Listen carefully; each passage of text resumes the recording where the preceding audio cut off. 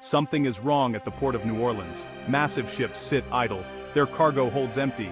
Orders for American wheat have been canceled. Major buyers from Europe to Asia are rejecting U.S. wheat, sending a clear message: we don't want your grain. This is no minor hiccup. It's a full-blown crisis. Shipments to Japan and the EU have been rejected or held for testing. The U.S. Wheat Associates confirm market rejection is at an unprecedented level. Exporters' phones ring with angry clients, not new orders. For generations, the U.S. was the world's breadbasket. Now its wheat is unwanted. Barges loaded with millions of bushels have nowhere to go, a floating symbol of chaos. The financial impact is staggering.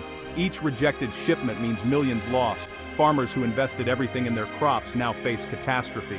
The global grain market relies on trust. Buyers need to know wheat is safe and meets standards. That trust has been shattered. The rejections aren't about price or minor quality issues. They're about something deeper, a fear that sent buyers searching for safer sources. The crisis is not just about logistics or money.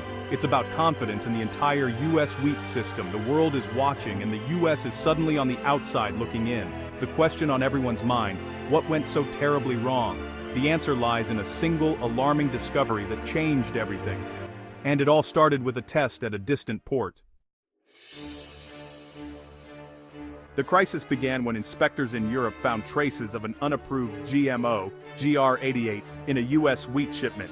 GR88 was an experimental, drought-resistant variety, never approved for sale anywhere. Its presence sent shockwaves through the industry. How did it get into the supply chain? The USDA launched an investigation, insisting it was an isolated incident. But for global buyers, the damage was done. Many countries have zero tolerance for unapproved GMOs. Any contamination is a deal breaker. Dr. Alistair Crane, food safety analyst: our consumers do not want unapproved GMOs. If we find it, we assume the system is compromised. Buyers worldwide are halting U.S. wheat imports until the supply is proven clean. Guaranteeing that is nearly impossible. Wheat is mixed from countless farms, making tracing contamination like finding a needle in a haystack. The U.S. system, built for efficiency, now spreads risk far and wide. Until the source is found and the system secured, suspicion hangs over every bushel. The contamination has triggered a global crisis of confidence. Buyers are unwilling to gamble with their food supply or their reputations. The cost of a recall or backlash is too high, so they're walking away. The U.S. wheat industry is left scrambling for answers. Meanwhile, the world's bakers and millers are looking elsewhere for safe, reliable grain. The fallout is immediate and severe. The U.S. is losing its place at the center of the global wheat trade, and Canada is ready to step in. With U.S. wheat off the table, buyers are turning to Canada. The Canadian Wheat Board is flooded with orders. Exporters are working overtime. Canada's appeal: no commercial GMO wheat, by design, not by accident. Years ago, Canadian farmers and regulators chose to protect their non-GMO reputation, knowing global buyers were wary. Janice Tran, Canadian trade rep: we listen to our customers. Now, they know exactly what they're getting. This reputation is now Canada's golden ticket. Buyers pay a premium for certainty and supply chain security. The Canadian system is seen as clean and transparent. The U.S. crisis has triggered a seismic shift in trade flows. Grain traders scramble to secure Canadian supply. Prices for Canadian wheat soar. Railways and ports are stretched to capacity to meet demand. The entire industry is mobilizing to capitalize on this windfall.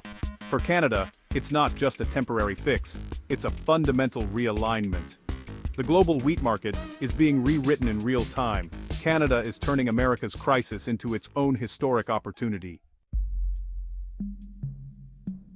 U.S. and Canadian wheat are both world-class, but trust now outweighs price or protein content. Canada's robust identity preservation system tracks grain from farm to ship, giving buyers confidence. The U.S. system, efficient but less secure, mixes grain from many sources, making traceability difficult. Before, U.S. wheat had a price edge due to scale and logistics. Now, buyers pay a premium for Canadian wheat as an insurance policy against disaster. Why risk a cheaper product that could get seized, says a European buyer. I'll pay more for the Canadian guarantee. The crisis is reshaping reputations. The U.S., once the reliable giant, is now seen as risky. Canada is hailed as the responsible, forward-thinking producer. Its non-GMO stance, once doubted, now looks like genius.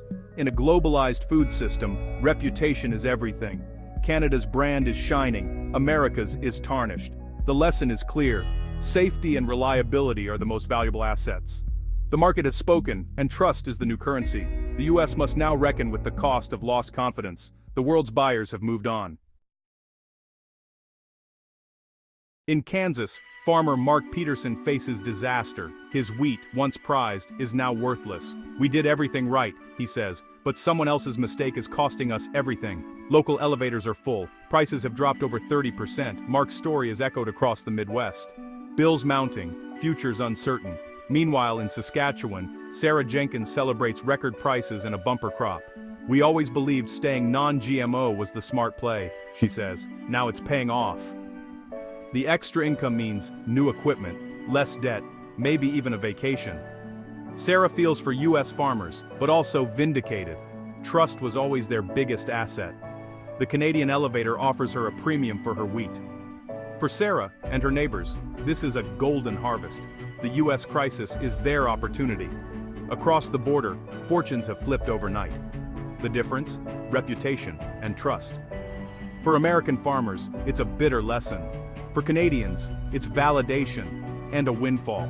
The wheat world has changed, and so have the lives of those who grow it. The data tells the story. U.S. wheat exports have plunged by 80%, from 2 million to just 400,000 metric tons a month.